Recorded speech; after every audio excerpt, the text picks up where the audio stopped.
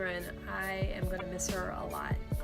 There was no more gentle person who represented what Salesian really meant to me. So I just miss that presence in general. We have known Sister Catherine since we were in 3rd grade, like 8 years old. And she was always helping out at our masses and saying the readings.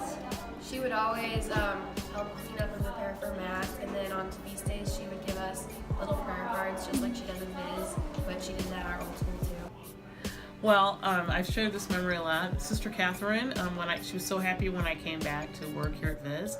But one of the things she used to always say to me is that the chapel's not looking its best, and we need new candles. And I said, Sister, these candles are perfectly fine. And she was like, no, Jesus needs the best, Danielle. So I ordered some new candles, and campus ministry put some candles, got some new candles and put them up, and she was able to see them the Sunday before she died. And when she came into the chapel and she saw the new candles, she looked at me and grabbed my hand and she said, honey, thank you so much for getting the candles. They look beautiful. My favorite memory with Sister Catherine is when I got my first communion. The first Mass I went to afterwards, the priest did not believe that I was in 2nd grade. So after Mass, Sister Catherine got me communion. One of my favorite memories of Sister Catherine is when I was in college. I was about 18, 19 years old, and I drove Sister Catherine to SLU for a theology class that she was taking, and I was in the class with her, and we had a lot of fun driving from Bellis to St. Louis University and taking that class together. And then afterwards we would sometimes go out for ice cream and we'd visit St. Teresa's Parish in North Grand together. And we just had a wonderful time together.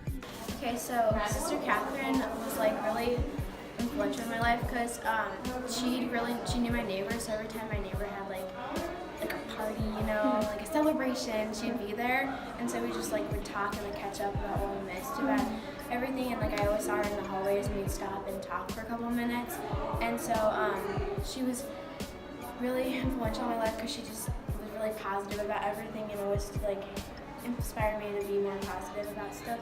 Well, Sister Catherine was a very, very special person, and I think her presence brought joy because she was so joyful. She loved to walk these halls. She loved talking to the girls. I don't think she ever saw a stranger. Okay, my favorite memory of Sister Catherine would have to be all the swim meets she came to, one in particular in the summertime, when she would just sit outside with my whole family watching me swim, and she would love to meet all my coaches and my teammates and watch the sunset, and then we'd always go to Breadco after, and she'd get a big bowl of French onion soup and tell us all of her favorite memories of her childhood, and it was just really amazing.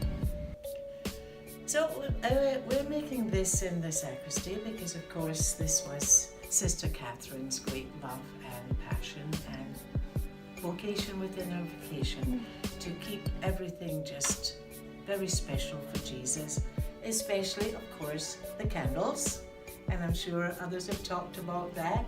And so when I last spoke with her over at Catherine's residence where I go to massage, therefore I saw her a lot recently.